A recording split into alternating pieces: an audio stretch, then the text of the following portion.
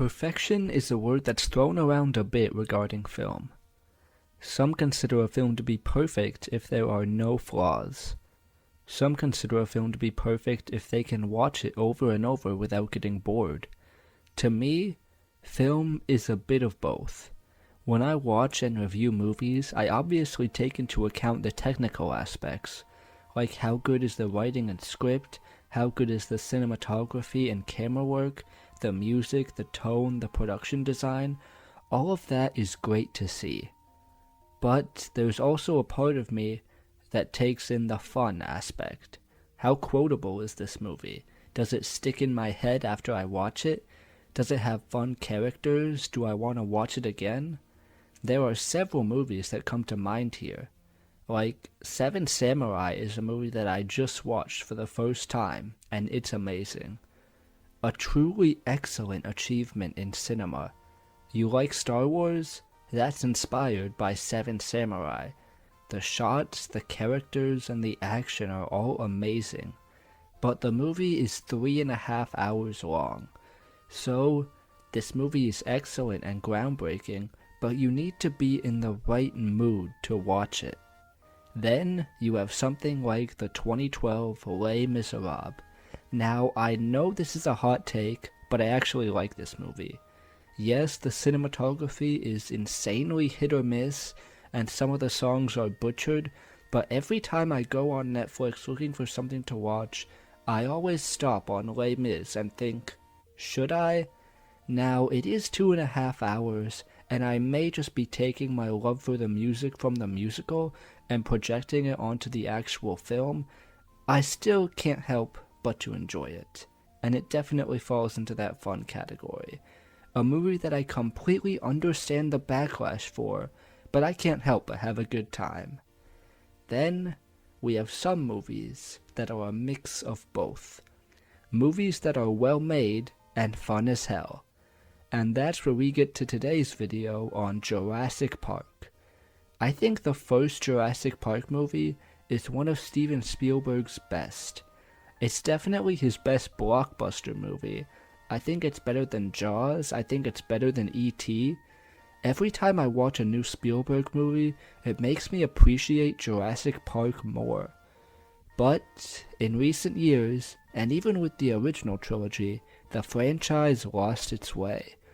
Lost World and Jurassic Park 3 don't come close to the original, and everyone already seems to be forgetting about the new trilogy. In this video, I'm going to be going over each of the 6 movies in the Jurassic Park franchise, and how, in my mind, the perfection of the original was tarnished.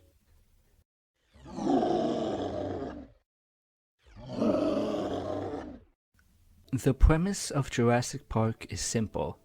This guy, John Hammond, has a theme park full of dinosaurs. He had a team of scientists extract mosquito DNA to recreate the dinosaurs on an island. And this is not good. That's the main theme of this movie and the whole trilogy. Scientists shouldn't just mess around because they could make something dangerous, like a nuclear bomb or, in this case, giant lizards that eat people. So, these dinosaurs are getting into mischief, obviously, but Hammond still wants to open his theme park, so he calls in some specialists. Alan Grant, Ellie Sattler, and Ian Malcolm.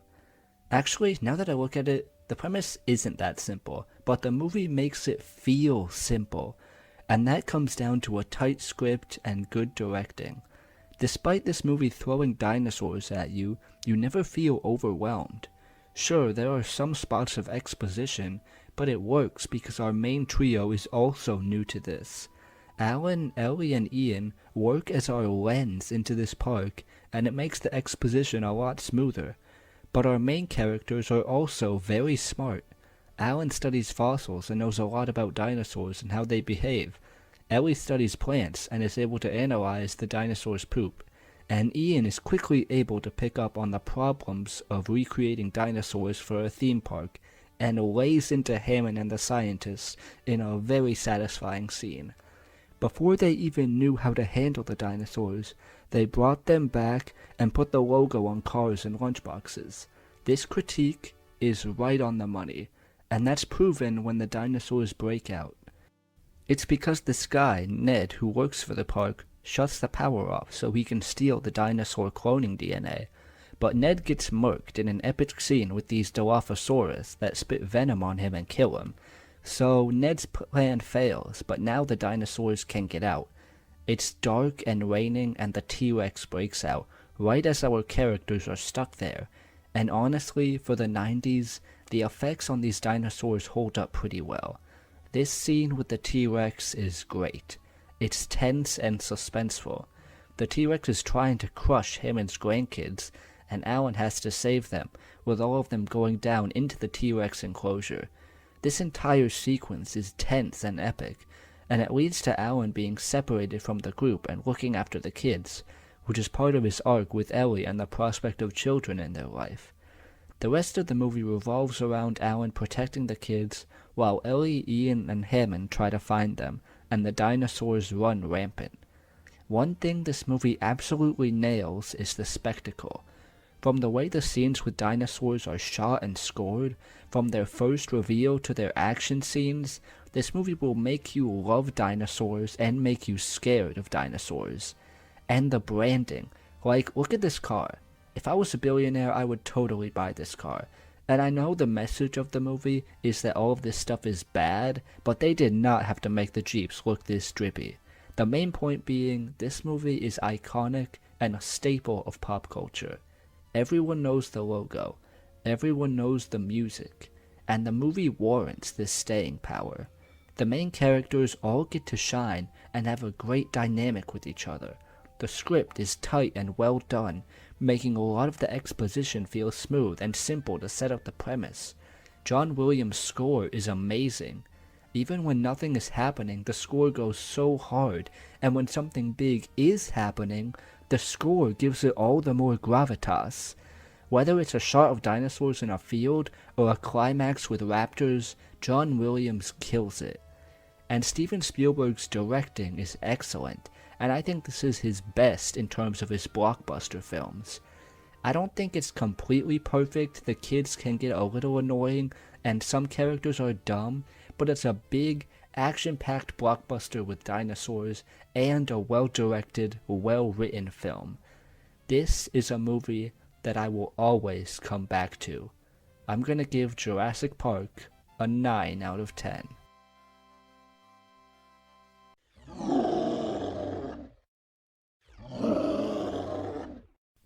The Lost World is an ironic film, because when you look at the message of the first movie, it's about how greed can be dangerous. And now, we have a new film, with a completely new cast of characters besides Jeff Goldblum and a brief John Hammond appearance. Sam Neill and Laura Dern are both not here, and they were the main characters of the original. So now Jeff Goldblum has to go back to the island, now as a main character, surrounded by completely new characters who are kind of just there. The original was good enough where it didn't need a sequel, but you could have convinced me. But to have two of the main characters gone, and have Ian Malcolm running around with people we don't know. But hey, Steven Spielberg is thankfully still directing, so maybe he can salvage this. No, not really. Spielberg's directing is still good, and there's moments where we do get some of the great spectacle of the original, but the disconnect from the original, along with the forgettable new additions, make for an underwhelming sequel. But I also don't think this movie is terrible, and it definitely gets worse, so let's get into it. Lost World opens on an island where a rich family is on vacation, and the little girl gets killed by tiny dinosaurs. And then we get this amazing cut. I actually really love this transition. So Ian Malcolm goes to see John Hammond and his grandkids from the first movie. Then we find out that the people are mad at Ian for breaking an NDA and telling people about the island. So did Grant and Ellie just not tell anyone? I mean, it's on brand for Malcolm to be the one to do it, but come on. I just miss the main trio, guys. But Hammond tells Ian that there's another island with dinosaurs roaming free. Hammond's nephew, the bad guy, wants to bring the dinosaurs to start a new park in America because we just need more murdering parks. But Hammond wants to show that there's life on the island, so they can leave the dinosaurs there, and he wants Ian to go. Ian actually says no, until Hammond tells him that they already sent his girlfriend to the island. His girlfriend who we don't know. So we meet the new team and Ian Malcolm's daughter. To be fair, he did say he had 3 kids in the original, so there's that. And Ian Malcolm's a bad dad. So they go to the island and see some Stegosaurus, and then they find Sarah. So they go back to find out Ian's daughter snuck on the trip. Here they have some conversations to try and set up character for these people, but it feels kind of hollow. I don't think the actors are doing a bad job or anything, but the main trio and their dynamics were so fun to watch and invest in the original. And here we still have Jeff Goldblum, but we don't really know these other 2 characters, and I'm less invested in their dynamic. Then Peter, Hammond's nephew, and his team show up to try and capture the dinosaurs. Eventually, some of the hunters capture a baby T-Rex, which sounds like a terrible idea, but I'm excited given the events of the last movie's T-Rex scene. And this is when I realized Vince Vaughn's in this movie. So Vince Vaughn goes with Goldblum's team to let the captured dinosaurs out, and we finally get some crazy dinosaur action. They're killing people, throwing cars, it's cool. But then Jeff Goldblum takes the baby T-Rex. But they don't let it go like the other dinosaurs, they bring it back with them because it's hurt. And guess what? The big T-Rex shows up. So they try to give the baby back, but the T-Rex doesn't care and tries pushing the trailer over a cliff. This is actually one of my favorite scenes in this movie. Basically, when there's cool spectacle or dinosaurs running rampant, this movie is good. When it focuses on the bland characters and Jeff Goldblum, is where it falters. But at least there's one less bland character, as the T-Rexes murder him. Our other main characters survive, but now their trailers are destroyed, so they gotta journey across the island to a control tower to make contact, and when they're camping in the night, the T-Rex comes back.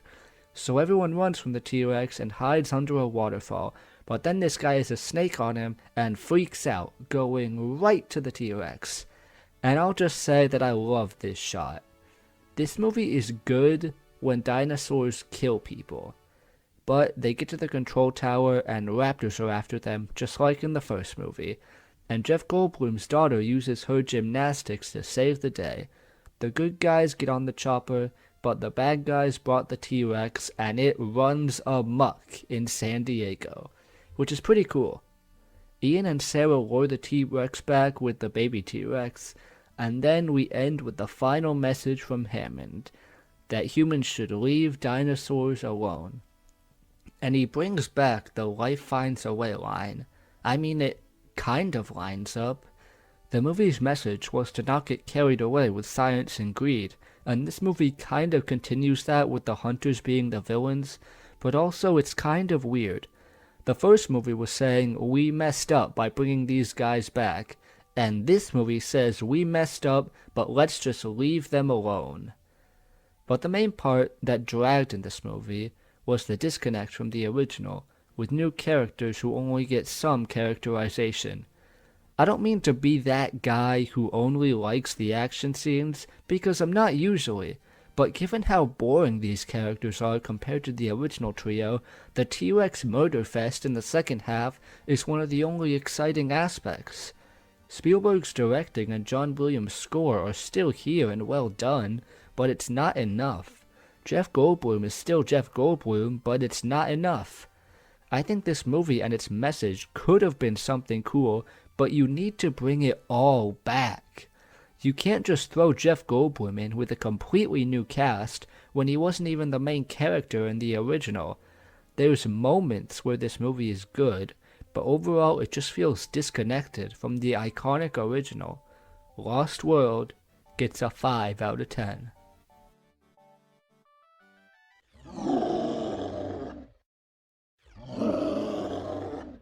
Jurassic Park 3 is the first movie of the franchise without Steven Spielberg directing.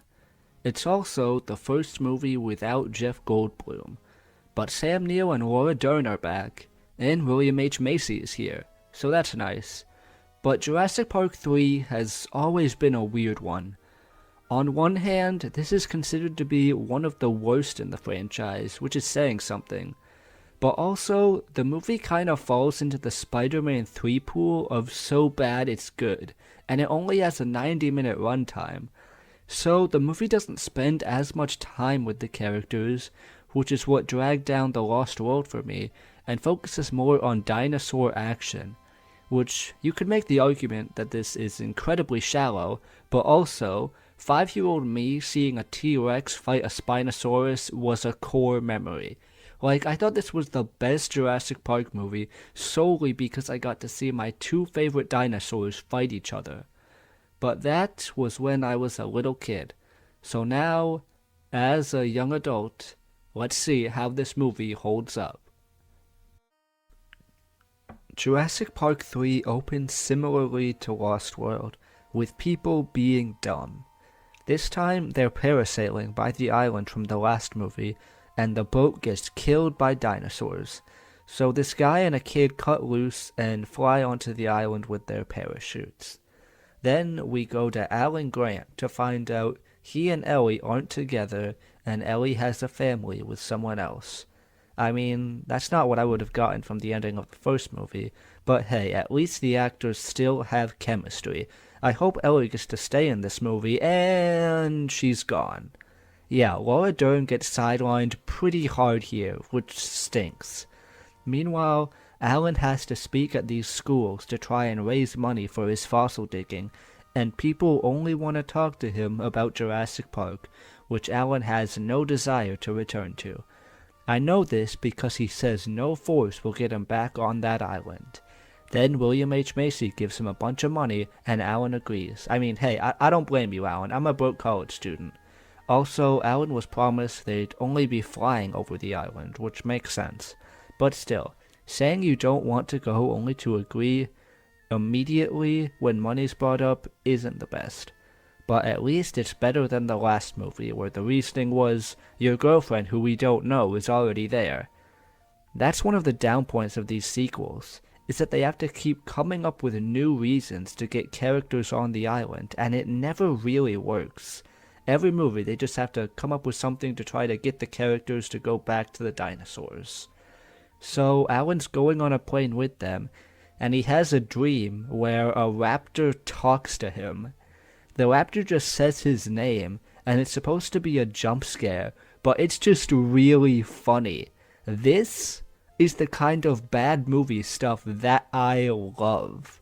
We get to the island, and Alan finds out that they actually want to land, and he's against it, so they knock him out. It turns out the Kirbys are actually here to get back their son, who was the kid who was parasailing in the opening. We also find out that Mrs. Kirby's only personality trait is screaming. Really loud. And really annoying. It doesn't take long, of course, for a dinosaur to hear this and start eating people. Oh, here's a random background character. I bet he tastes really good. If there's one thing I love about these movies, it's dinosaurs absolutely devouring background characters. They try getting back on the plane, but the Spinosaurus doesn't let that happen. Then a T-Rex shows up, and they fight, and 5-year-old me is absolutely losing his mind. And yeah, even today, this fight is pretty cool. And the Spinosaurus actually wins. And in every movie so far, the T-Rex is like the strongest dinosaur. So seeing it killed here was pretty cool. And if these movies can't give me a good story, they can at least give me dinosaurs fighting. Now that they're out of trouble, Dr. Grant is pissed at the Kirbys. And William H. Macy is great at playing a pathetic man. If you want proof of this, just watch Fargo. But his wife, her only character trait is screaming. Just wait until they find their son's parachute and a skeleton comes out. There's the scream. So they go off, still looking for their son, and find some raptor eggs, which means the raptor can't be far behind. And Grant finds out the raptors can communicate with each other with what I like to call raptor coughing. Grant gets separated and trapped until the missing kid saves him, who's been surviving all this time. They both bond by roasting Jeff Goldblum. They reunite with the group, and the Spinosaurus is back, and it ate their phone. They get away and find out the reason the raptors were after them is because Billy, Dr. Grant's assistant, took some of the raptor eggs from earlier, like an idiot. Aren't you supposed to know about this stuff? Like, you study dinosaurs with Dr. Grant? I would accept this plot point if it was one of the Kirbys, but come on. But the group keeps going, and guess what? They run into more dinosaurs. This time, it's pterodactyls. I mean, at least this movie's keeping me entertained. And then, right after this, the movie plays the main theme, and all the characters are like, hey, dinosaurs are actually cool, even though they've been trying to kill us this whole time. But every Jurassic Park needs the music playing with some dinosaurs. Of course, we still get more dinosaur action, as the Spinosaurus comes back while they're in the water. And during this fight, Grant actually gets the phone to work and calls Ellie, and her kid is watching Barney because it's a dinosaur. You get it? Actually, I thought this was kind of cute. But hey, more action and the raptors are back.